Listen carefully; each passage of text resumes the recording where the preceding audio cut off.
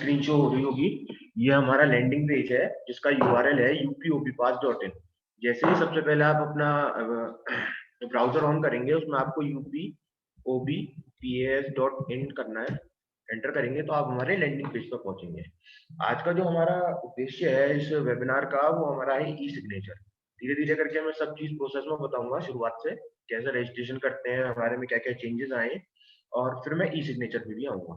ठीक है, सबसे पहले मैं आपको बताता हूँ लैंडिंग पेज के बारे में। लैंडिंग पेज में सबसे पहले हमारे में लॉगिन है, एलटीपी रजिस्ट्रेशन है, renewal licence and demo site. Demo site को बेसिकली एक फीचर दिया है आर्किटेक्ट लेवल पर। जैसे ही आप इस पे डेमो साइट पर क्लिक करेंगे, आपको रिडायरेक्ट करेगा हमारे यूपीओ के पास पे स्टैटिक पेज पर। यहाँ पे सबसे पहले आपको डेमो साइट के लिए यूजर रजिस्ट्रेशन करना है। यूजर रजिस्ट्रेशन में आप नेम डालेंगे, यूजर नेम डालेंगे, मोबाइल नंबर डालेंगे, ईमेल आईडी डालेंगे। जैसे ही आप ये चीज फिलिंग करेंगे और सेव करेंगे, आपके मोबाइल नंबर पे एक ओटीपी जाएगा।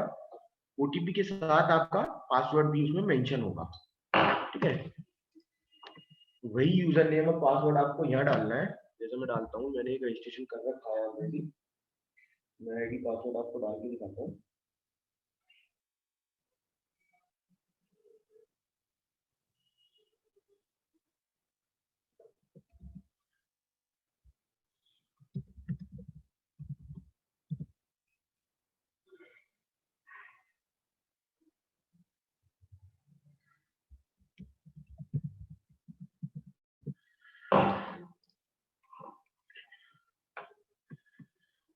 ये आपका डेमो साइट है। डेमो साइट बेसिकली एक आपके लिए सर्वर दिया गया है आर्किटेक्ट के लिए, जिससे वो अपनी प्री स्क्रूटनी करा सकते हैं बिना पोर्टल पे फाइल लगाए। इसमें क्या होता है, कोई भी आपकी फीस नहीं होगी। सिंपली एक हमारा ये डेमो सर्वर भी आपका स्क्रूटनी का ही सर्वर है। इसमें सबसे पहले आपको जाना है न्यू परमिशन पर। न्यू परमिशन पे आप सिलेक्ट करेंगे अपनी ऑथोरिटी, जिस भी ऑथोरिटी में आप फाइल लगाना चाहते हैं। जैसे मैं मान लेता हूँ आप गाजियाबाद डेवलपमेंट अथॉरिटी में फाइल लगाते हैं, तो गाजियाबाद सिलेक्शन करेंगे, सबमिट करेंगे। तो सबसे पहले आपके पास टैब जाएंगे जनरल इंफॉर्मेशन का। जनरल इंफॉर्मेशन में बेसिकली सबसे पहले आपको अपना केस टाइप सिलेक्ट करना है कि आप किस केस टाइप में अपना सबमिशन सबमिट कर रहे हैं। नया केस है, एडिशन एक्सटेंशन है, रिवाइज्ड है, यस और नो। प्रोजेक्ट टाइप क्या है, आप बिल्डिंग परमिशन करा रहे हैं, लेआउट डेवलपमेंट करा रहे हैं। लेआउट डेवलपमेंट बेसिकली अगर आप लेआउट सैंक्शन कराना चाहते हैं अपनी अथॉरिटी से, तो उसके लिए हम लेआउट डेवलपमेंट कैटेगरी सिलेक्ट करते हैं। थर्ड कैटेगरी है आपकी बिल्डिंग परमिशन। ये बेसिकली ग्रुप हाउसिंग के लिए सिलेक्शन होता है। अगर आप ग्रुप हाउसिंग की फाइल सबमिट कर रहे हैं, तो यहाँ पे आप ग्रुप डेवलपमेंट सिलेक्ट करेंगे। डिस्ट्रिक्ट सेलेक्ट करेंगे, tehsil, landmark, revenue village, special project, yes और नो। सेकंड टैब होगा आपका एप्लीकेंट इन्फॉर्मेशन। एप्लीकेंट इन्फॉर्मेशन में आर्किटेक्ट की इन्फॉर्मेशन ऑलरेडी फिल्ड आएगी। डेमो साइट आर्किटेक्ट आएगा, क्योंकि हम ये डेमो साइट से रजिस्टर कर रहे हैं, कोई आर्किटेक्ट नहीं है। डेमो साइट बेसिकली कोई ओनर भी कर सकता है, कोई आर्किटेक्ट, कोई भी इस पर रजिस्ट्रेशन कर सकता है अपना। तो इसमें छोटी सी इन्फॉर्मेशन है जिसमें आप एप्लीकेंट की इन्फॉर्मेशन डालेंगे, owner name, email, mobile number, attach signature.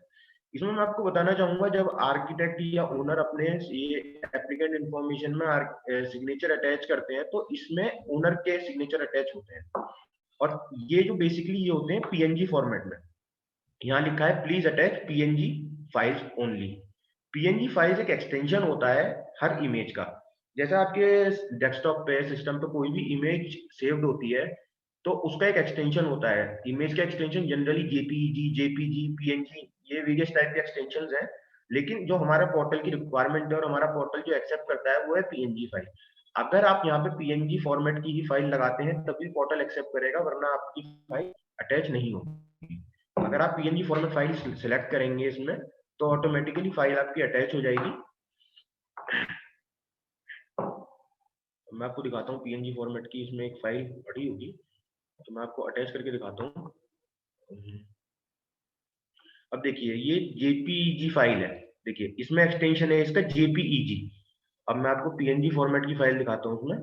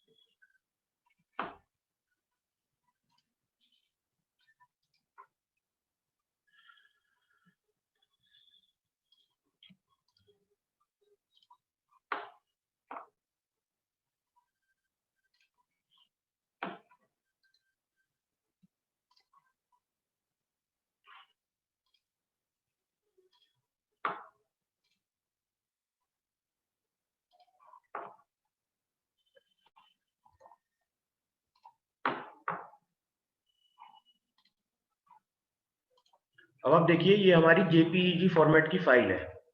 अब हम इसको क्या करना है, हमें इसको एक्सटेंशन चेंज करना पड़ेगा क्योंकि हमारा सॉफ्टवेयर पीएनजी फॉर्मेट में ही फाइल एक्सेप्ट कर रहा है। तो आप सिंपली गूगल पे आप डाल सकते हैं JPG to PNG conversion, JPG to PNG conversion.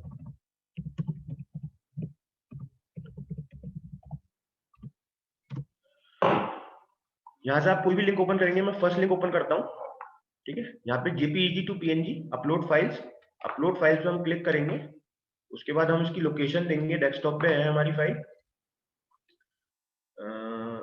ये हमारी फाइल थी ओपन।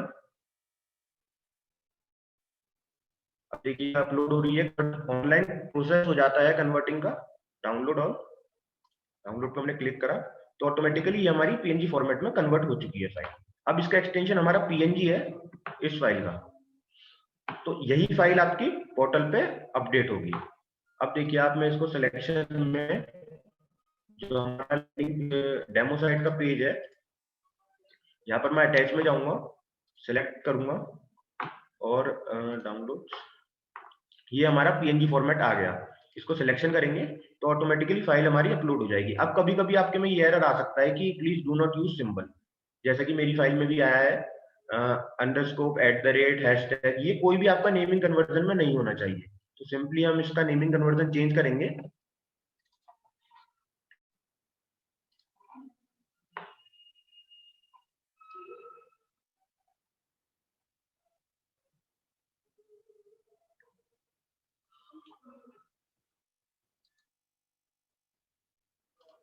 रीनेम कर देंगे हम साइन।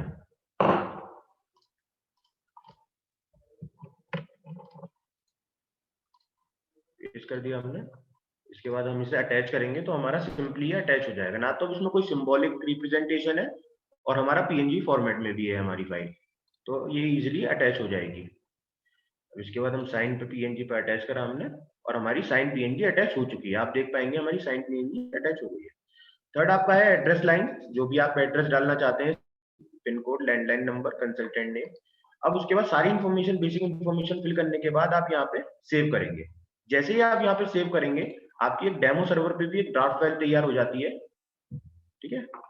अब ड्राफ्ट फाइल पे आप हाइपर लिंक होता है, हाइपर लिंक पे जैसे ही आप क्लिक करेंगे तो आपको एक टैब एक्स्ट्रा खुल के आएगा जो कि होगा आपका प्लॉट डिटेल्स।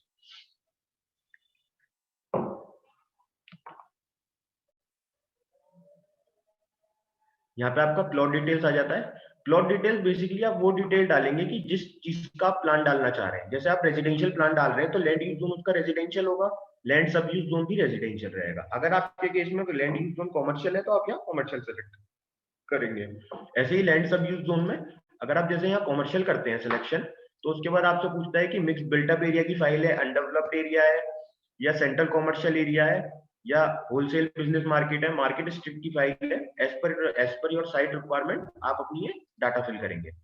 प्लॉट यूज में आप डालेंगे कि आपका रेजिडेंशियल है, कॉमर्शियल है। मान लीजिए हमारा कॉमर्शियल है, उसके बाद आपको प्लॉट सब यूज, आप किस चीज के लिए वो कॉमर्शियल पर्पस के यूज करना चाहते हैं, इसमें आपको मोस्ट अप्रोप्रिएट ऑप्शन सेलेक्ट करना है। जैसे मैं एक रिटेल शॉप के लिए पास कराना चाहता हूँ, तो मेरा इसमें रिटेल शॉप का ऑप्शन रहेगा, रिटेल शॉप। बेसिकली मैं इसमें रिटेल शॉप डाल दूंगा। डेवलप्ड एरिया, आपका साइट किस डेवलपमेंट एरिया में है, एग्जिस्टिंग बिल्टअप एरिया है, डेवलप्ड एरिया है। उसके बाद आता है सब डेवलपमेंट एरिया, आपका मेट्रो सिटी एरिया है, विलेज एरिया है, अदर टाउन एरिया है। अब फोर्थ आता है आपका plan on. Plan on basically उन चीजों के लिए है, जैसे आपका अगर अप्रूव्ड कॉलोनी में है, आपकी स्कीम अप्रूव्ड है। दो टाइप की अप्रूव्ड स्कीम होती है, एक तो होती है डेवलपमेंट अथॉरिटी अप्रूव्ड स्कीम, जिनको आपके प्राधिकरण ने अप्रूव किया होता है। एक होता है प्राइवेट अप्रूव्ड स्कीम, जो प्राइवेट अप्रूव्ड होती है, करा उन्होंने भी, अथॉरिटी नहीं होता है अप्रूव, लेकिन वो प्राइवेट बेसिस की होती है। अगर इन दोनों में से आपका नहीं है तो आप अदर सेलेक्ट करते हैं। जब आप अपनी अथॉरिटी सेलेक्ट करके ड्राफ्ट फाइल क्रिएट करते हैं तो ऑटोमेटिकली अगर आप डेवलपमेंट अथॉरिटी अप्रूव्ड स्कीम देखेंगे तो उनकी लिस्ट ऑटोमेटिकली आपके सामने आ जाएगी स्कीम में। अगर आप प्राइवेट सेलेक्ट करते हैं तो इसकी लिस्ट आपके ऑटोमेटिकली इसमें लिस्ट में आ जाएगी, ठीक है। अब आता है आपका प्लॉट नंबर, मैक्सिमम हाइट कितनी गई है बिल्डिंग की, plot area as per site, plot area as per document. ये दो डिफरेंट चीजें हैं। आप plot area as per site से आपका डिफाइन होता है कि आपकी ड्राइंग कितने मीटर स्क्वायर की है, और आपके डॉक्यूमेंट पे कितना एरिया है वो एज पर डॉक्यूमेंट होता है। टोटल बिल्टअप एरिया हो गया आपका, जितना आप बिल्ड कर रहे हैं। सर्किल रेट क्या है वहां के, एग्जिस्टिंग बिल्टअप एरिया। अगर आपका एडिशन का केस होता है तो इसमें हमारी एग्जिस्टिंग बिल्टअप एरिया हम फिल करते हैं। अगर आपका एडिशन एक्सटेंशन का केस नहीं है, न्यू केस है, तो इसमें ऑलरेडी जीरो रहेगा। सपोज कारपेट एरिया, आपकी ड्राइंग में कारपेट एरिया कितना है, एस्टिमेटेड कॉस्ट बेसिकली आर्किटेक्ट उससे निकालते हैं जो उनका अथॉरिटी का एक फिगर होती है, उससे मल्टीप्लाई करते हैं बिल्टअप एरिया की, तो आपका एस्टिमेटेड कॉस्ट आ जाता है। Ground coverage, community parking, yes और नो। कुछ कॉलोनी ऐसी होती हैं जिसमें हमारे एक कम्युनिटी पार्किंग भी होती है ये, फिर आपके प्लॉट में पार्किंग की रिक्वायरमेंट नहीं होती। अगर आप इसमें यस करते हैं कम्युनिटी पार्किंग में, तो सॉफ्टवेयर आपसे कभी भी पार्किंग की रिक्वायरमेंट नहीं मांगेगा। इसमें अगर नो करते हैं तो पार्किंग की requirement as per building bylaws आपसे डिफाइन होगी। नंबर ऑफ स्टोरी आपकी कितनी है, अप्रूव्ड लेआउट का पार्ट है तो यस, वरना नो। अगर आप यस करते हैं तो आपसे पूछा जाएंगे is your plot having special required value of setback.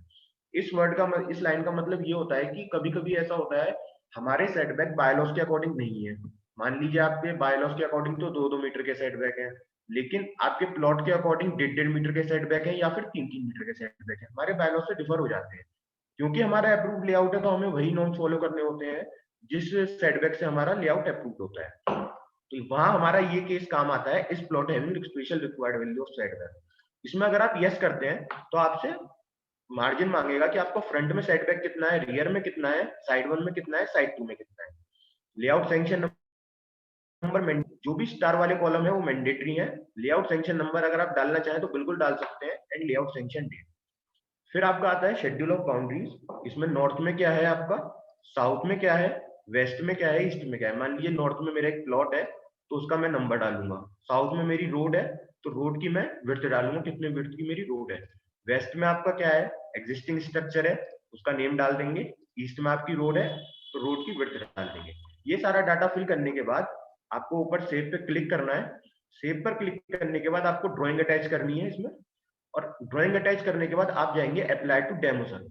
जैसे ही आप अप्लाई टू डेमो सर्वर करते हैं आपकी फाइल स्क्रूटनी में चली जाएगी बिना किसी चार्ज के, और एक नॉमिनल टाइम के बाद उसकी स्क्रूटनाइज होकर आपको इस व्यू रिपोर्ट में स्क्रूटनी रिपोर्ट मिल जाएगी। ठीक है, ये पूरा हमारा डेमो सर्वर है। अब मैं आपको एक बार डेमो सर्वर एक्सप्लेन हो चुका है, मैं आपको वापस लैंडिंग पेज से अदर चीजें डिफाइन करता हूँ।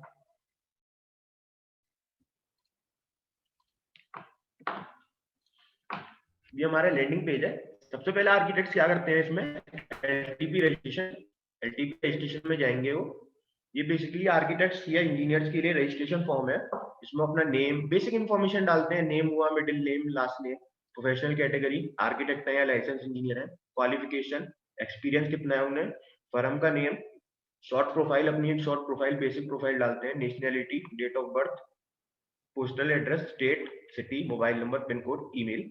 आईडी प्रूफ में आप बेसिकली काफी सारी कैटेगरी है इसमें, कोई भी चीज आप आईडी प्रूफ में डाल सकते हैं। PAN card, passport, Aadhaar card, driving licence, voter photo identity card, जो भी आपके पास हो आप डाल सकते हैं। उसकी फिर आपको रजिस्ट्रेशन स्कैन कॉपी आपको यहाँ अटैच करनी है। इसमें आपके लिए कई सारे ऑप्शन है कि आप जेपीजी में भी अटैच कर सकते हैं, पीडीएफ में भी अटैच करते हैं, जीआईएफ में भी अटैच कर सकते हैं, जिसमें भी अटैच करना चाहें। उसके बाद आता है आपका रजिस्ट्रेशन नंबर। जो भी आप लाइसेंस इंजीनियर यहाँ के पास एक लाइसेंस नंबर होता है, वो आप अपने यहाँ फिल करेंगे, और जब तक आपकी वैलिडिटी है उसकी, उसके बाद आप वैलिडिटी यहाँ पे इनपुट करेंगे। अब आता है लॉगिन इन्फॉर्मेशन। ये बेसिकली सबको बहुत ध्यान से फिल करना है। लॉगिन नेम जो भी आप डालते हैं, लॉगिन नेम चेंजेबल नहीं होता। एक बार जो भी आपका लॉगिन नेम क्रिएट हो जाता है वो आपके रजिस्ट्रेशन नंबर पे इनपुट हो चुका होगा। पासवर्ड चेंजेबल रहता है, पासवर्ड आप बाद में भी चेंज कर सकते हैं। तो लॉगिन नेम जब भी क्रिएट करें, लॉगिन नेम को एक जगह नोट कर लें, लॉगिन नहीं रहता। री एंटर पासवर्ड, जो भी आप ऊपर पासवर्ड डालेंगे री एंटर करेंगे। एक सिक्योरिटी क्वेश्चन है जो कि सिस्टम की रिक्वायरमेंट होती है, जब भी आप कोई फॉर्म फिलिंग करा होगा आपने, आपको एक सिस्टम की रिक्वायरमेंट होती है कि सिक्योरिटी क्वेश्चन डालिए, ताकि अगर आप बाद में फॉरवर्ड पासवर्ड करते हैं तो आपसे सिक्योरिटी क्वेश्चन से आपका वेरिफिकेशन हो जाता है। आप एक सिक्योरिटी क्वेश्चन सेलेक्ट करेंगे, इसमें कुछ भी सेलेक्ट कर सकते हैं आप, उसका एक आंसर सेलेक्ट करेंगे, यहाँ पे ये कोड जनरेट करेंगे और सबमिट करेंगे, आपका रजिस्ट्रेशन हो जाएगा हमारी यूपीओ साइट पर। जैसे ही आप यूपीओ साइट पर रजिस्ट्रेशन करेंगे तो उसके बाद हम जाएंगे लॉगिन में। लॉगिन में जाएंगे तो यहाँ पे फाइंड योर अथॉरिटी। अब यहाँ पे आप केस टाइप पूछ रहा है आपसे, तो अगर आप यूपीओवी पास पे जाना चाहते हैं तो सिंगल ड्वेलिंग यूनिट सेलेक्ट करेंगे, बाकी ये सारी कैटेगरी आपको निवेश मित्रा पे लेके जाएंगे। अब सबसे पहला आर्किटेक्ट का सबसे मोस्टली क्वेश्चन ये रहता है कि हमें यूपीओ मैप डालना है और निवेश मित्रा से हमारा कौन सा सबमिशन जाता है। उसमें काफी आर्किटेक्ट्स को दिक्कत रहती है। सबसे पहले मैं आपको सॉल्यूशन कर देता हूँ उसका। अगर आप single dwelling unit map submit कर रहे हैं, जैसे ही आप यहाँ पे कैटेगरी सिलेक्ट करते हैं सिंगल ड्वेलिंग यूनिट एंड आप प्रोसीड टू लॉग इन करेंगे तो ऑटोमेटिकली ये आपको यूपीओवी पास पेज पर लेके जाएगा।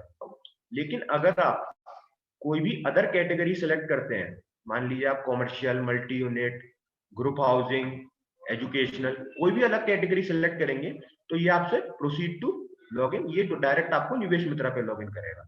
तो ये हमारी कैटेगरी सॉफ्टवेयर से ही डिफाइन हो जाती है कि अगर हमारी सिंगल ड्वेलिंग यूनिट का मैप डाल रहे हैं तो वो हमारा यूपीओवी पास से जाएगा, बाकी किसी भी कैटेगरी का मैप डालेंगे तो वो निवेश मित्रा से जाएगा।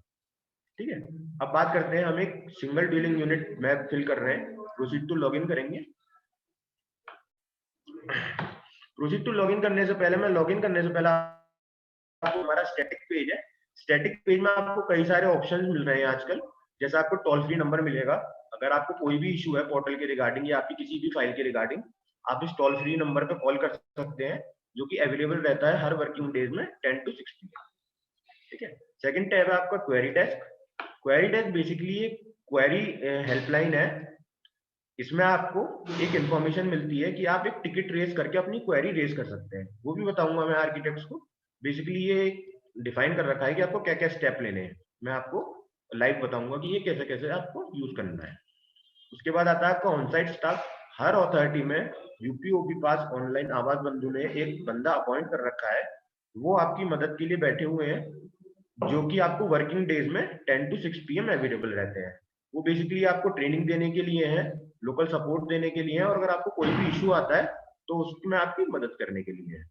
ठीक है, फोर्थ टैब है आपका व्हाट्स न्यू।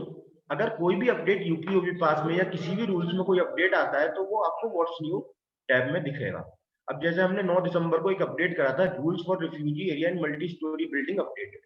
कोई भी अपडेशन अगर यूपीओवी पास में होगा तो वो आपको व्हाट्स न्यू में दिखेगा। अब तक जो भी अपडेटेड हुए हैं उसकी पूरी लिस्ट आपको यहाँ पे मिलेगी। आगे भी जो अपडेशन होंगे पोर्टल में उसकी लिस्ट आपको यहाँ पर मिलती रहेगी। फोर्थ आता है ट्रेनिंग्स। जैसे कि आज हम वेबिनार दे रहे हैं, ऐसे आगे भी वेबिनार चलते रहेंगे और पुराने टाइम में भी चलते हुए आ रहे हैं, उनकी भी लिस्ट आपको यहाँ पे मिलेगी। आगे कौन से वेबिनार होने वाले हैं, उनका मेन टारगेट क्या रहेगा, ऑडियंस कौन होंगी, ट्रेनिंग नेम क्या रहेगा, उनका रजिस्ट्रेशन लिंक क्या रहेगा, टाइमिंग क्या रहेगी, डेट क्या रहेगी, सब आपको यहाँ पर दिखेगा। बेसिकली ये डैशबोर्ड होता है। डैशबोर्ड आपको ये बताता है कि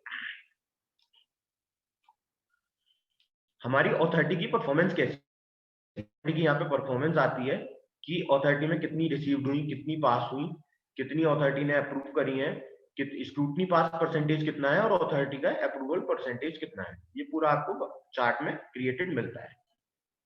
ठीक है, सेकेंडली आपके पास ये तो हो गया यूपी पास असिस्टेंट में। अब आता है आपका डाउनलोड टैब। डाउनलोड टैब में आपको सॉफ्टवेयर प्रोवाइड होते हैं। सॉफ्टवेयर में वो होंगे जैसे आपका पीडीसीआर सॉफ्टवेयर है, ZWCAT सॉफ्टवेयर है, एडोब रीडर है, क्योंकि हमारे एडोब रीडर की भी रिक्वायरमेंट होती है। क्रोम है, क्रोम पे आप बेसिकली अपना पोर्टल रन कराएंगे, इसलिए क्रोम भी हमने डाल रखा है।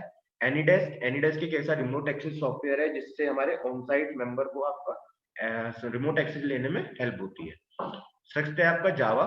जावा basically architect officials, authority officials के लिए होता है, क्योंकि जावा से उनके डिजिटल सिग्नेचर्स होते हैं। एंड इंटरनेट एक्सप्लोरर 11 एक अपडेटेड वर्जन है इंटरनेट एक्सप्लोरर का, इसे भी आप डाउनलोड कर सकते हैं। थर्डली आता है आपका डॉक्यूमेंट्स। इसमें आपका सबसे पहले है manual guidelines. Manual guideline basically आपको कई मैनुअल दी हुई है, जैसे पीडीसीआर हेल्थ मैनुअल दी हुई है, लाइसेंस इंजीनियर की यूजर मैनुअल दी हुई है, high risk building, high risk में निवेश मित्रा में आपको कैसे सबमिशन करना है उसकी एक पीडीएफ है, रिवैलिडेशन की है, फाइल ट्रांसफर या अथॉरिटी के लिए है, एडमिन राइट की अथॉरिटी, काफी सारी पीडीएफ है, आप इनको प्रीफर कर सकते हैं जिससे आपको काफी मदद मिलेगी यूपीओवी पास को समझने में। ठीक है, सेकंड है बिल्डिंग बायलॉज।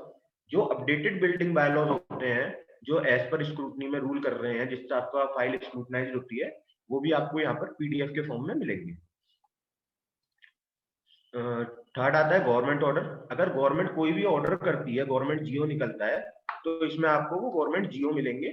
जैसे हमारा निवेश मित्रा में 7 डेज की टाइम लिमिट का है, तो उसके लिए गवर्नमेंट का क्या ऑर्डर है वो भी आप यहाँ पे पढ़ सकते हैं। फोर्थ है आपका फॉर्म्स। कॉमन एफिडेविट, बेसिकली जब आर्किटेक्ट फाइल लगाते हैं तो उन्हें कॉमन एफिडेविट सेलेक्ट करना होता है, तो उस कॉमन एफिडेविट का फॉर्मेट यहाँ पे अटैच है। ऐसे ही जब आप प्लिंथ कंप्लीशन लेंगे तो प्लिंथ कंप्लीशन के लिए भी आपको यहाँ पर इसका फॉर्मेट अवेलेबल होगा। चेकलिस्ट, बेसिकली ये साइट इंस्पेक्शन चेकलिस्ट होती है अथॉरिटी लेवल के लिए। जैसे अथॉरिटी जब आपकी साइट पर जाती है तो एक इंस्पेक्शन होता है, साइट इंस्पेक्शन, उसमें क्या क्या चेकलिस्ट के नॉर्म्स होते हैं ये भी आप देख सकते हैं। Document checklist, no your approval. No your approval में ये होता है कि जैसे आपके ड्राइंग के लिए क्या क्या एनओसी की रिक्वायरमेंट है, तो उसमें आप नो योर अप्रूवल में जाकर अपना देख सकते हैं। अब मैं अपना एक लॉगिन करता हूं, जो कि मैंने लॉगिन कर रखा है, ठीक है। अब हम इसमें लॉगिन में जाएंगे। जैसे ही हम लॉगिन करते हैं हमने देखने को मिलता है कि हमारे पास दो टैब शो हो रहे हैं, एक प्री अप्रूवल प्रोसेस, एक post approval process. Pre approval process basically आपका स्क्रूटनाइज प्रोसेस है। जब भी फाइल आपकी स्क्रूटनी में रहती है तो आपका प्री अप्रूवल होता है। जैसे ही आपकी फाइल अथॉरिटी लेवल पे चली जाती है तो उसे हम डेफिनेशन देते हैं पोस्ट अप्रूवल की। सबसे पहले आर्किटेक्ट्स क्या करते हैं, जैसे ही अपना लॉगिन, अपना उन्होंने लॉगिन आईडी पासवर्ड डाल लिया, तो उसके बाद सबसे पहले उन्हें सिग्नेचर अटैच करने होते हैं, जो कि एक पीएनजी फॉर्मेट सिग्नेचर होते हैं, वही उनकी ड्राइंग पे आते हैं। उसके बाद सबसे पहले आप यूजर में जाएंगे, माय प्रोफाइल में जाएंगे, इसमें जाएंगे आप ऐड सिग्नेचर। अब ये ऐड सिग्नेचर के बाद आपका जनरली ये आएगा, please access console internet explorer 9 browser. अब ये क्या होता है मैं आपको बताता हूँ। कभी भी जब भी आप सिग्नेचर अटैच कर रहे हैं तो ना तो वो क्रोम से, मोजिला से या किसी भी अदर ब्राउजर से वो अटैच नहीं होंगे। आपको उसके लिए लॉगिन करना पड़ेगा इंटरनेट एक्सप्लोरर 9 या उससे अबव का वर्जन। इसीलिए हमने डाउनलोड में इंटरनेट एक्सप्लोरर 11 का वर्जन आपके लिए दे रखा है, ताकि आप वहां से डाउनलोड करके इसे अटैच कर सकें। अब जैसे मैंने क्रोम पे अपना लॉगिन चला रहा था लेकिन वहां पे मेरे साइन अटैच नहीं होंगे, तो मैं आपको यहाँ पर इंटरनेट एक्सप्लोरर 9 पर लॉगिन करके दिखाता हूँ कि साइन upoppass.in।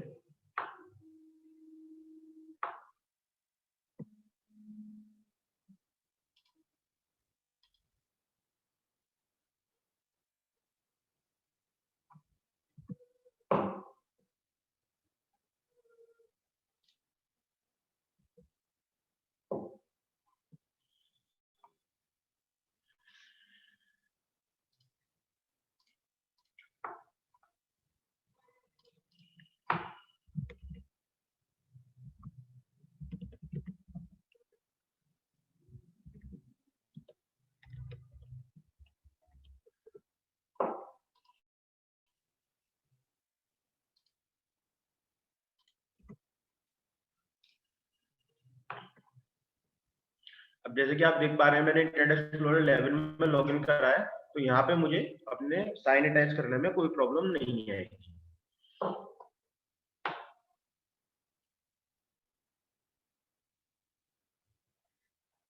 सबसे पहले मैं जाऊंगा अपने यूजर टैब पर, माय प्रोफाइल।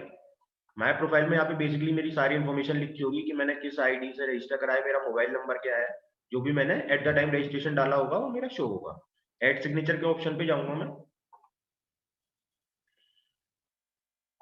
अब यहाँ पे मेरा नाम आएगा, मेरा डेजिग्नेशन आएगी और यहाँ पे मेरे से इमेज मांगेगा। अगर मैंने ऑलरेडी अटैच कर रखा है तो उसके बाद यहाँ पे डाउनलोड इमेज लिखा आता है। मैं एक बार आपको अटैच करके दिखाता हूँ। अटैच पे जाएंगे हम, सेम वही पीएनजी फॉर्मेट, दोबारा बताऊंगा मैं, पीएनजी फॉर्मेट में ही डिजिटल आपके सिग्नेचर अटैच होंगे, किसी और फॉर्मेट में नहीं होंगे। पीएनजी कन्वर्जन आप गूगल पे जाके जो मैंने पुराना प्रोसेस बताया था आप वैसे करेंगे। जैसे ही आपका png कन्वर्जन हो जाएगा आपकी फाइल का, आप सेलेक्ट पे जाएंगे,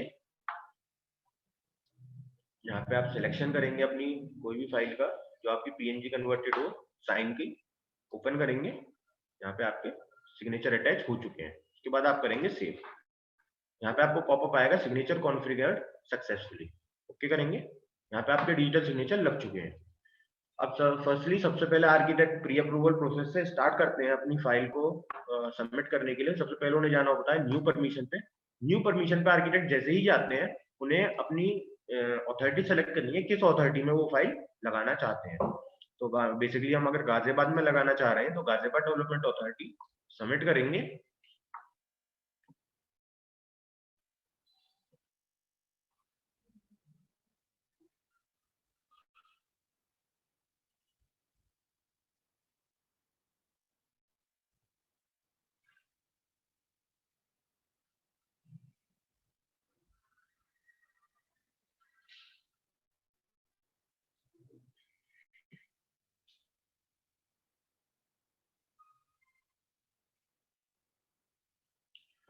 सबसे पहले आपके पास आएगा कॉमन एप्लीकेशन फॉर्म, जिसमें बेसिक जनरल इन्फॉर्मेशन होगी और आपकी एप्लीकेंट इन्फॉर्मेशन।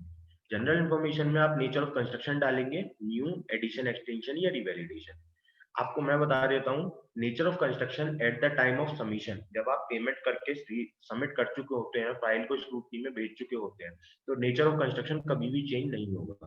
तो इसे आप थोड़ा ध्यान से भरें। अगर आपका न्यू कंस्ट्रक्शन है तो न्यू भरें, रिवैलिडेशन कराना चाहते हैं तो रिवैलिडेशन का प्रोसेस है, एडिशन कराना चाहते हैं तो एडिशन एक्सटेंशन है आपको। फिर आप रिवाइज डालेंगे येस और no. Project type, building permission अगर आप कोई भी प्लॉट का नक्शा पास कराना चाहते हैं, लेआउट डेवलपमेंट अगर आप कोई लेआउट सैंक्शन कराना चाहते हैं, and building permission group development is for group housing. अगर आप कोई भी फाइल ग्रुप हाउसिंग की लगाना चाहते हैं तो आप building permission group development category select करेंगे। यहाँ पे आप डिस्ट्रिक्ट सेलेक्ट करेंगे, तहसील सेलेक्ट करेंगे, रेवेन्यू विलेज सेलेक्ट करेंगे, लैंडमार्क डालेंगे। लैंडमार्क बेसिकली आप अपने साइट के पास पास का कोई भी एरिया डाल देंगे। स्पेशल प्रोजेक्ट यस और नो, उसके बाद सेव पर क्लिक करेंगे। फिर आप करेंगे एप्लीकेंट इन्फॉर्मेशन। एप्लीकेंट इन्फॉर्मेशन में आर्किटेक्ट की ऑलरेडी इन्फॉर्मेशन फील्ड आती है, इसमें आप कोई भी चेंज नहीं कर सकते। फिर आपको डालना है ओनर इन्फॉर्मेशन। ओनर में सबसे पहले आप ओनर का नेम डालेंगे, उसका ईमेल एड्रेस, मोबाइल नंबर। याद रखिए, जो भी आप ईमेल एड्रेस और मोबाइल नंबर यहाँ पे डालते हैं वो आपकी सैंक्शन ड्राइंग पर रिफ्लेक्ट होगा, कि ओनर का नेम भी रिफ्लेक्ट होगा वहां पर, उसका ईमेल एंड मोबाइल नंबर, तीनों चीज आपकी ड्राइंग पर रिफ्लेक्ट होंगी। फिर आप अटैच सिग्नेचर करेंगे। अटैच सिग्नेचर में आप ओनर के सिग्नेचर अटैच करते हैं, ये भी ड्राइंग पे आपका रिफ्लेक्ट होगा। तो ओनर के सिग्नेचर हम मान लीजिए ये हमारे पीएनजी फॉर्मेट में ही लगते हैं, जैसे मैंने डेमो साइट के सर्वर में ही बताया था आप लोगों को। यहाँ पे आप साइन पीएनजी सिलेक्ट करेंगे, ओपन करेंगे, अटैच कर देंगे। ये देखिए हमारी साइन पीएनजी अटैच हो चुके हैं। यहाँ पे आप एड्रेस डालेंगे, address line 1, address line 2, city, state, landline number, pin code. Structural engineer information mandatory नहीं है।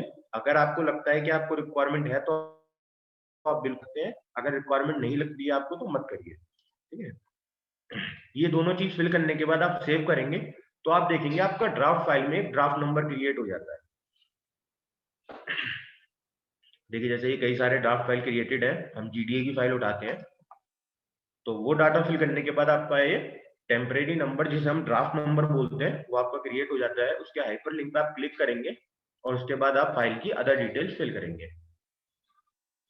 अब देखिए कई सारे टैब मेरे कई सारे आ गए हैं। ये फिल कर चुका हूं मैं जनरल इन्फॉर्मेशन, मैं एप्लीकेंट इन्फॉर्मेशन फिल कर चुका हूँ। थर्ड टैब है आपका एप्लीकेशन चेकलिस्ट। सबसे पहले मैं आपको बता दूं, एप्लीकेशन चेकलिस्ट बेसिकली सिर्फ आपकी एनओसी के लिए चेकलिस्ट है। अगर आपको लगता है कि आपके प्लॉट के लिए कोई भी एनओसी की रिक्वायरमेंट है तो आप इसमें यस करेंगे। अगर आपके में एनओसी की रिक्वायरमेंट नहीं है तो इसमें नो करेंगे। देखिए अगर मैं इसमें यस करता हूं और इसे सेव एंड कंटिन्यू करूंगा तो ऑटोमेटेड सिस्टम मेरे से म्यूनिसिपल कॉर्पोरेशन पे मैंने यस करा है तो रिक्वायर्ड एनओसी टैब में मुझसे म्यूनिसिपल कॉर्पोरेशन की एनओसी मांग लेगा। जिस भी टैब में आप इसमें यस करते हैं ऑटोमेटिकली आपसे उस चीज की एनओसी मांगी जाएगी। इसमें काफी सारे 30 ऑप्शन दिए हुए हैं आपको एप्लीकेशन चेकलिस्ट। आप अपने प्लॉट अगेंस्ट जो भी आपको एनओसी की रिक्वायरमेंट है उसके लिए एक अप्रोप्रिएट लाइन सेलेक्ट करेंगे और उसे यस करेंगे। 27 ऑप्शन है इसमें आपके पास, 29 ऑप्शन है, आप इसे सेलेक्ट करेंगे। फिर आता है आपका प्लॉट डिटेल्स।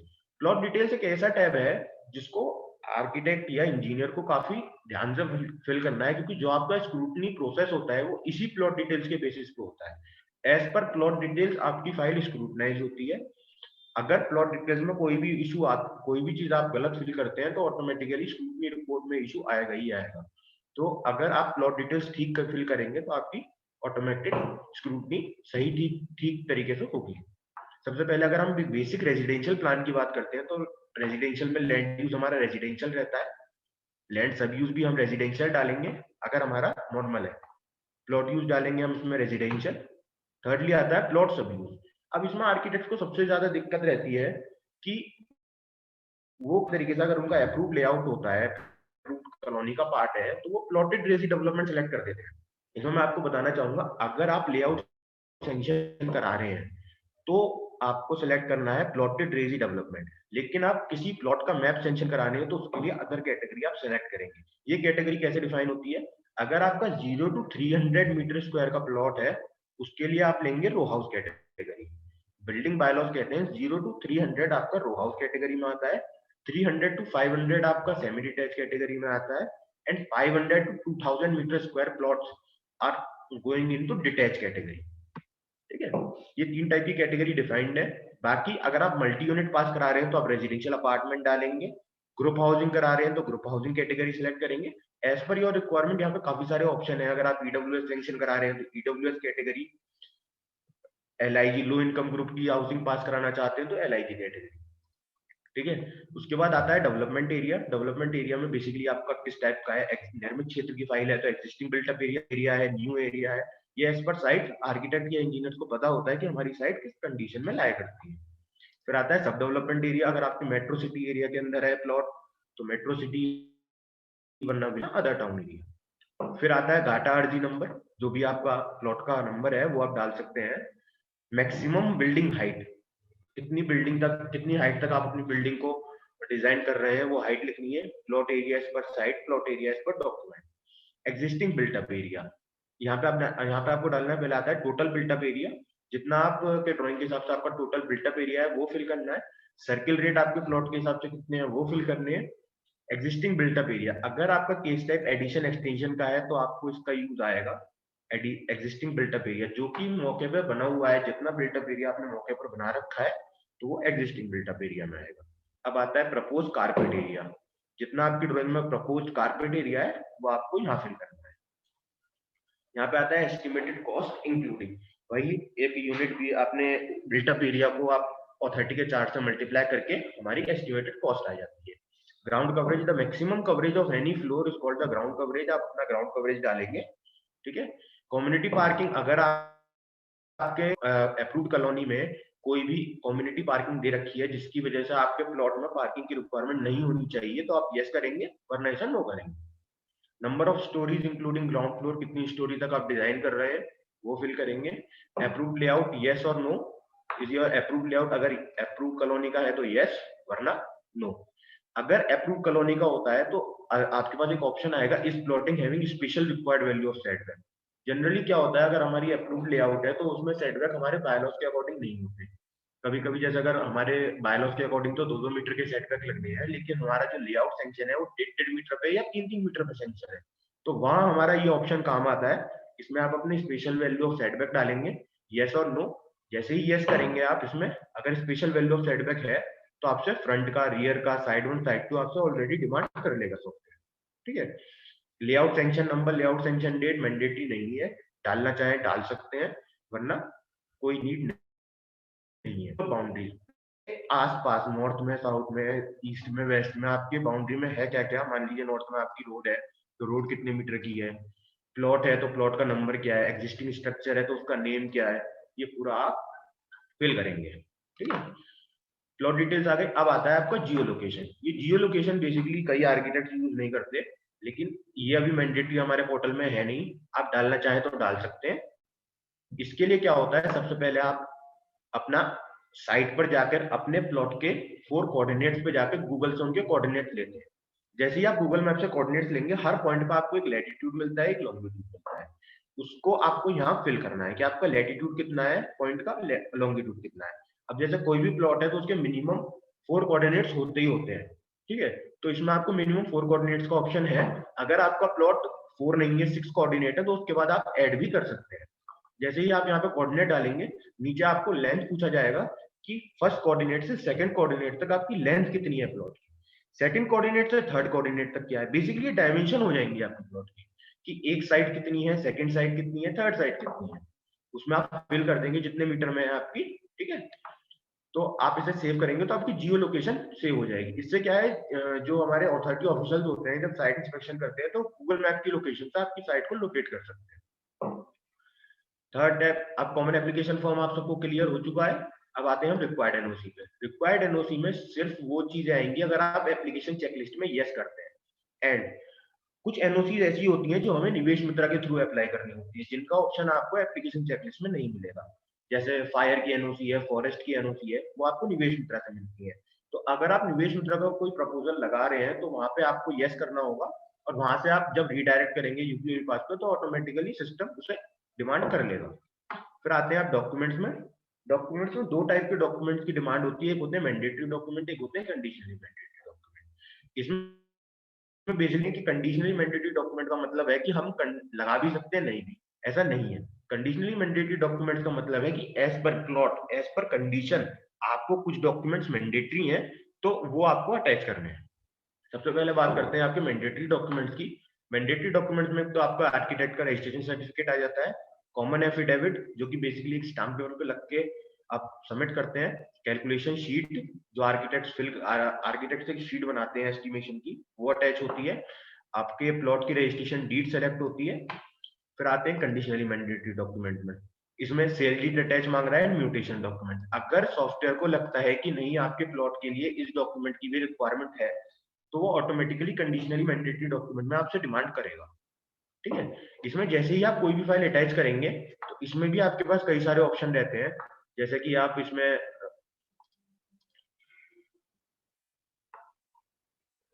हम इसमें करते हैं,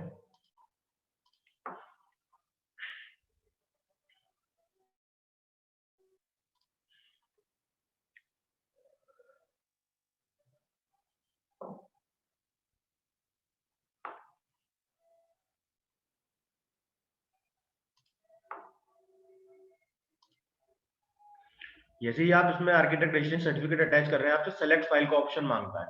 सेलेक्ट फाइल पे आप क्लिक करेंगे तो यहाँ पे आप पीडीएफ और जेपीजी, यहाँ पे आप दो फॉर्मेट में फाइल अटैच कर सकते हैं, या तो पीडीएफ फॉर्मेट में या जेपीजी, किसी भी फॉर्मेट में आप अटैच कर सकते हैं। जैसे आप सेलेक्ट करेंगे कोई भी फाइल इसमें अटैच करिएगा आपकी वो रिफ्लेक्ट होने लगेगी। ठीक है। अब आते हैं आपके ड्राइंग टैब में। ड्राइंग टैब में सिर्फ एक अटैचमेंट होता है जहां पे आप डीडब्ल्यूजी फॉर्मेट की अपनी ड्राइंग अटैच करते हैं, लेकिन ड्राइंग पीडीसीआर कन्वर्टेड होनी चाहिए। अगर आपकी पीडीसीआर कन्वर्टेड नहीं है, प्रोसेस आपका स्क्रूटनी का नहीं हो पाता है, वो पीडीसीआर वेरिफिकेशन में हो जाती है फेल्ड, और आपके में शॉर्टफॉल आ जाएगा। अगर पीडीसीआर कन्वर्टेड होगी तो आपकी अकॉर्डिंग टू उसकी स्क्रूटनी होनी सिंपल होगी। ड्राइंग पे आप जैसे ही अटैच करेंगे यहाँ पे ड्राइंग, इसे सबमिट पे क्लिक करेंगे तो आपका यहाँ पे फीस टाइप जनरेट हो जाता है। इनिशियल लेवल पे आपको दो टाइप की फीस पोर्टल डिमांड करेगा। सबसे पहले होती है आपकी परमिशन फीस जो कि आपकी लगती है बिल्टअप एरिया पे। सेकेंडली आपकी होती है स्क्रूटनी फीस जो कि होती है आपकी कारपेट एरिया पे।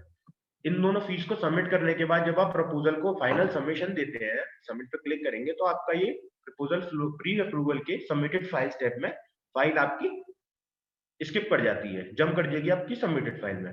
सबमिटेड फाइल में एक नॉमिनल टाइम के बाद आपकी स्क्रूटनाइज हो जाती है जो कि ऑनलाइन सर्वर पे होती है, और अगर सर्वर उसमें कुछ आपत्ति देखता है, जैसा आपके स्क्रूटनी में बायोलॉज इशू है या पीडीसीआर इशू है, जो भी आपका इशू है, तो आपकी फाइल शॉर्टफॉल फाइल्स में, शॉर्टफॉल फाइल्स में आपको एक रिपोर्ट जनरेट होती है। उस रिपोर्ट को एनालाइज करेंगे आप, उस एनालाइजेशन देखने के बाद अपनी ड्राइंग को उस हिसाब से ठीक करेंगे और वापस रीसबमिट करते हैं। जैसे ही आप फाइल रीसबमिट करेंगे आपकी फाइल वापस जंप होकर पहुंच जाती है सबमिटेड फाइल्स में। सबमिटेड फाइल्स में पहुंचने के बाद एक नॉमिनल टाइम के बाद स्क्रूटनी होगी। अब जैसा आपने करेक्शन कर दिए हैं तो आपकी फाइल अप्रूव हो जाएगी और आपकी फाइल आ जाएगी अप्रूव फाइल स्टेप में। अप्रूव फाइल स्टेप में आने के बाद आपकी अप्लाई फॉर पोस्ट अप्रूवल करते हैं। अप्लाई फॉर पोस्ट अप्रूवल का मतलब है आप अथॉरिटी के लिए अप्लाई कर रहे हो। तो जैसे ही आप अप्लाई फॉर पोस्ट अप्रूवल करेंगे आपकी फाइल जम करके आ जाती है पोस्ट अप्रूवल में सबमिटेड फाइल। यहाँ से आपका प्रोसेस हो जाता है अथॉरिटी लेवल का स्टार्ट। अथॉरिटी लेवल में आपकी फाइल पहुंच चुकी है। प्रपोजल फ्लो में आपको जेई नेम असाइन हो जाता है, क्या कौन से जेई आपको असाइन हुए हैं, जो रेंडमाइजेशन प्रोसेस से कोई भी जेई आपको असाइन हो सकते हैं। ये भी पोस्ट अप्रूवल एक वही प्रोसेस है। अगर जेई को लगता है आपकी फाइल ओके है तो फाइल ओके होती है एक फ्लो के बाद, और अगर वो आपत्ति भेजते हैं तो आपकी शॉर्टफॉल में आ जाती है। अगर वो आपत्ति नहीं अप्रूव करते हैं तो आपकी अप्रूव में आ जाएगी। अप्रूव में आने के बाद आपकी फाइल आएगी पेंडिंग फॉर पेमेंट में, जहां पे आप फाइनल पेमेंट फाइल के लिए रीसबमिट करेंगे। फाइल का जो फाइनल पेमेंट होता है, जिसमें जनरल पेमेंट होता है, जिसमें साइट इंस्पेक्शन होती है, काफी सारे चार्जेस होते हैं जो भी अथॉरिटी आपसे डिमांड करेगी, जैसे ही आप वो पेमेंट जमा कर देंगे और अथॉरिटी लेवल पर उस पर डिजिटल सिग्नेचर होने के बाद आपकी फाइल फाइनल अप्रूव फाइल्स में आ जाती है। यहाँ पे एक नया टैब आया है आर्किटेक्ट के लिए, निवेश मित्रा फाइल्स। बेसिकली आर्किटेक्ट को क्या इशू होता था, जो भी उनकी निवेश मित्रा फाइल्स होती थी उसमें ये रहता था कि उन्हें बार बार निवेश मित्रा पे जाना पड़ता था उसका स्टेटस देखने के लिए। तो हमने ये टैब विजिबल कराया आर्किटेक्ट के लिए, निवेश मित्रा फाइल्स। यहाँ पे एक्टिविटी नहीं कर सकता, लेकिन वो अपनी फाइल का स्टेटस चेक कर सकता है कि उसकी फाइल अभी है कहाँ, या उसकी फाइल में क्या आपत्ति आई है, या फिर जो भी वो चेक कर सकता है, लेकिन कोई भी एक्टिविटी यहाँ से नहीं होगी। अगर आपको निवेश मित्रा फाइल में कोई भी एक्टिविटी करनी है तो आपको निवेश मित्रा लॉगिन कंसोल में ही जाना होगा। अब यहाँ पे पोस्ट अप्रूवल टैब में एक आपका आ जाता है ड्राफ्ट फाइल। इसमें काफी आर्किटेक्ट्स की डिमांड होती है कि भैया जब हम प्री अप्रूवल में ड्राफ्ट कर रहे हैं तो पोस्ट अप्रूवल में तो हमें ड्राफ्ट का फाइल का मिलता ही नहीं है। तो कभी कभी ये ड्राफ्ट फाइल का टैब हमने इसलिए दिया है, कभी कभी जैसे ही आप अप्रूव फाइल से पोस्ट अप्रूवल के लिए अप्लाई करते हैं तो फाइल जंप होकर सबमिटेड फाइल्स में ना आकर ड्राफ्ट फाइल्स में आ जाती है। मतलब वो जेई के पास तो नहीं पहुंच पाई, लेकिन आ गई। तो ये हेड हमने इसीलिए दे रखा है आर्किटेक्ट लेवल पे कि अगर कोई फाइल जेई लेवल पे नहीं पहुंचती है तो वो बीच में ड्राफ्ट फाइल में रुक जाए। ठीक है। अब थर्डली, जैसे अगर आपको पोर्टल से कोई भी इश्यू है, कोई भी क्वेरी करना चाहते हैं, या कोई भी आप एक बताना चाहते हैं कि आपको ये चेंज करना है या जो भी आपका क्वेरी है, उसके लिए आपको यहाँ पे जाएंगे हेल्प में, query desk for new ticket. यहाँ पे जैसे ही आप क्लिक करेंगे ये आपको यूपीओबी पास क्वेरी डेस्क पे ले जाएगा। बेसिकली आपका नाम आएगा, आपके आर्किटेक्ट अपने आर्किटेक्ट या लाइसेंस में जो भी है उसमें आप न्यू टिकट में जाएंगे। न्यू टिकट में जाने के बाद आपको सब्जेक्ट डालना है, किस बेसिस के लिए आप ये टिकट रेज कर रहे हैं। बेसिकली टिकट एक ऐसी एप्लीकेशन प्रोसेस है जो आपको और यूपीओ पास क्वेरी डेस्क को कनेक्ट करता है। आर्किटेक्ट्स को अगर कोई भी इश्यू होता है या वो कोई अपना सजेशन देना चाहते हैं कि हमें ये चेंज चाहिए या ये चेंज आपके पोर्टल में होना चाहिए, ठीक है, ये बेसिकली क्वेरी डेस्क उसी के लिए। तो पहले आपको सब्जेक्ट डालना है, सब्जेक्ट में आपका इशू क्या है, जैसे बेसिकली एप्लीकेशन में हम एक सब्जेक्ट डालते हैं, हमारा विषय क्या है वो आपको सब्जेक्ट में डालना है। डिस्क्रिप्शन में अपना फाइल नंबर क्या है, लोकेशन क्या है फाइल की, फाइल के साथ इशू क्या है, या फिर अपनी एक पूरी एप्लीकेशन टाइप में आप यहाँ सबमिट कर सकते हैं। उसके बाद आप कैटेगरी सिलेक्ट करेंगे, आप किस टाइप की कैटेगरी चाहते हैं, जैसा प्रीडीसीआर से रिलेटेड कोई क्वेरी है, जो भी आपकी कैटेगरी हो, यहाँ पे काफी सारी कैटेगरी है, आप उसको सिलेक्ट करके डाल सकते हैं। उसके बाद आती है आपकी प्रायोरिटी। देखिए 3 टाइप की प्रायोरिटी है, नॉर्मल, हाई एंड क्रिटिकल। इसमें बेसिकली आर्किटेक्ट्स अपने हिसाब से कैटेगरी डिफाइन कर सकते हैं कि हमारी प्रायोरिटी क्या है टिकट की, जल्दी ठीक करानी है, या जो भी आपकी प्रायोरिटी है वो आप डाल सकते हैं। फोर्थ क्या है, फोर्थ है आपको अथॉरिटी ने जिस भी फाइल में आपकी दिक्कत आई है वो किस अथॉरिटी की फाइल है। मतलब आपका प्री कैरेक्टर हमेशा अथॉरिटी नेम होता है, जैसे अगर गाजियाबाद में आपने फाइल लगाई है तो आपको कैरेक्टर मिलते हैं जीडीए। अगर आप केडीए कानपुर में फाइल लगाते हैं तो आपको केडीए। तो उस हिसाब से आप अथॉरिटी सिलेक्ट करेंगे, यहाँ पे अपना फाइल नंबर डालेंगे, यहाँ पे अटैच अ फाइल, यहाँ पे जो भी आप क्वेरी दे रहे हैं, कोई भी आपकी आपत्ति है या कोई भी आप सजेशन दे रहे हैं, तो उसके लिए आपको एक अटैच फाइल करनी है जिसमें आपका स्क्रीनशॉट होगा जो कि प्रूव करेगी कि हाँ ये क्वेरी आपके पास आ रही है, ये दिक्कत आपको आ रही है। अगर आप अटैच अ फाइल करके उसका स्क्रीनशॉट अटैच करते हैं तो बेसिकली टेक्निकल टीम को समझने में दिक्कत नहीं होती कि बेसिकली इशू है क्या। उससे क्या है, टाइम टेकिंग प्रोसेस हमारा कम लगता है। कम लगने का मतलब है आपका इशू उनके जल्दी समझ आएगा और जल्दी उसका निस्तारण होगा। जैसे ही आप सबमिट करेंगे तो एक टिकट नंबर जनरेट होता है आपका, उस टिकट नंबर से आप आगे फर्दर क्वेरी कर सकते हैं। ठीक है, ये बेसिकली हमारा क्वेरी डेस्क है। क्वेरी डेस्क के बाद आपका आता है मैसेज। मैसेज में आपका कोई भी मैसेज अगर आपको रिसीव हुआ है तो यहाँ मैसेज में आएगा। चैटबोर्ड अलर्ट, चैटबोर्ड का ऑप्शन मिलता है अब आर्किटेक्ट्स को, तो चैटबोर्ड से वो कम्युनिकेट कर पाते हैं आर्किटेक्ट लेवल अथॉरिटी लेवल पे। अब मैं आपको लैंडिंग पेज में 2-3 चीजें और नहीं आई हैं, वो चीज मैं आपको बता देता हूँ जो कि काफी आर्किटेक्ट्स को नहीं पता होगा। यूपीओवी पास के जैसे ही आप लैंडिंग पेज पे आते हैं, यहाँ पे आपको 2-3 ऑप्शन मिलते हैं। प्री रिक्वेस्टिक, online payment and citizen ownership search. इसमें सबसे पहले नो योर अप्रूवल। अगर आर्किटेक्ट को लगता है कि हाँ बिल्डिंग बायलॉज के अकॉर्डिंग उसकी कोई भी एनओसी की रिक्वायरमेंट है, लेकिन उसे वो पता नहीं है कि एनओसी उसको कौन सी चाहिए या नहीं चाहिए, तो इसमें सिंपली उसे अपनी डिटेल फिल करनी है कि वो कौन सा प्लॉटिंग डाल रहा है। ठीक है, प्लॉट एरिया क्या है उसका, बिल्डिंग हाइट कितनी है, लैंड एक्विजिशन एनओसी, ये सब पे यस करेगा, प्रोसीड करेगा। तो इनके अलग अगर कोई भी एनओसी सिस्टम डिमांड करने वाला है तो वो आर्किटेक्ट या इंजीनियर को पहले ही पता लग सकता है। ये एक ऑनलाइन पेमेंट का फीचर है। सेकंड फीचर है एक ऑनलाइन पेमेंट का। इसमें क्या होता है, बेसिकली आर्किटेक्ट जैसे कोई भी फीस होती है वो एप्लीकेंट पे करता है, आर्किटेक्ट नहीं चाहता कि वो उसका लॉगिन आईडी यूज करके अंदर से पेमेंट करे, इसलिए हमने ये बाहर ऑप्शन दे रखा है पे नाउ का। पे नाउ पे जैसे ही जाएंगे उन्हें सिर्फ अपना फाइल नंबर या फिर चालान नंबर वो डालना है, तो उसके बाद उनका बाहर से ही के थ्रू वो पेमेंट कर सकते हैं। ठीक है, थर्ड है आपका सिटीजन ओनर सर्च। इसमें सिटीजन सर्च है। सिटीजन सर्च में जैसे ही आप जाएंगे तो अगर कोई ओनर ये चाहता है कि उसको अपनी फाइल चाहिए जो सैंक्शन हो चुकी है, उसको सिर्फ ये डिटेल्स फिल करनी है, नेम ऑफ द ओनर, उसका आर्किटेक्ट कौन था, प्रोजेक्ट टाइप क्या थी, डिस्ट्रिक्ट क्या थी। सर्च करने के बाद वो यहाँ से अपनी automated final sanction drawing download कर सकता है बिना अपने आर्किटेक्ट की हेल्प के। ठीक है, अब इसमें से नीचे आएंगे एक्सप्लोर में, सिंपली कुछ यूजर मैनुअल है, बीबीएल है, बिल्डिंग बायलॉज है, चेकलिस्ट है, जियो है, एंड पीडीसीआर फॉर ऑटोकैड डाउनलोड कर सकते हैं हम कॉमन एफिडेविट फॉर्मेट। अब एक यहाँ पे आता है वैलिडेट डिजिटल साइन। जैसे ही आपकी फाइल अथॉरिटी से सैंक्शन हो चुकी होती है, उस पर डिजिटल सिग्नेचर हो चुके होते हैं, तो उसके बाद आर्किटेक्ट का काम होता है उस साइन को वैलिडेट करना। उस साइन के वैलिडेट के लिए ही ये हमने पूरा एक पीडीएफ अपडेट कर रखा है, जिससे क्या है आप वैलिडेट कर सकते हैं अपने सिग्नेचर को। बेसिकली जब आपकी अथॉरिटी साइन करती है तो आपको इस टाइप से साइन शो होते हैं, जिसमें क्वेश्चन मार्क लिखा होता है, वैलिडिटी अननोन। अब आपको वैलिडिटी नोन करनी है। इसमें वैलिडिटी नोन के लिए सबसे पहले आप जाएंगे, इसमें सारे स्टेप बाय स्टेप प्रोसेस आपको समझा रखा है कि आपको कैसे वैलिडेट सिग्नेचर करने हैं। अगर आपको कोई इशू आता है तो आप इसको पीडीएफ को प्रीफर कर सकते हैं, और उसके बाद जब वैलिडेट हो जाता है तो आपका इस टाइप से सिंबल आता है वहां पे, सिग्नेचर वैलिडेट, जो कि प्रूव करते हैं कि आपके सिग्नेचर वैलिडेट हो चुके। ठीक है, ये हो गया आपका signature validate. List of case type. List of case type basically होता है, आर्किटेक्ट को बेसिकली नोन नहीं होता कि उसकी किस कैटेगरी की बिल्डिंग है। मान लीजिए अगर वो एक नर्सिंग होम बना रहा है तो किस टाइप ऑफ बिल्डिंग में आएगी। अब देखिए नर्सिंग होम की कैटेगरी हमारी इसमें इंस्टीट्यूशनल बिल्डिंग है, तो उसको प्लॉट डिटेल्स इंस्टीट्यूशनल बिल्डिंग के हिसाब से फिल करनी है। ये basically time to time update होती है एज पर बिल्डिंग बायलॉज। अगर बिल्डिंग बायलॉज में कोई भी चेंज आता है ईयरली या एक पर्टिकुलर टाइम पीरियड के बाद, तो ये अपडेट हो जाती है।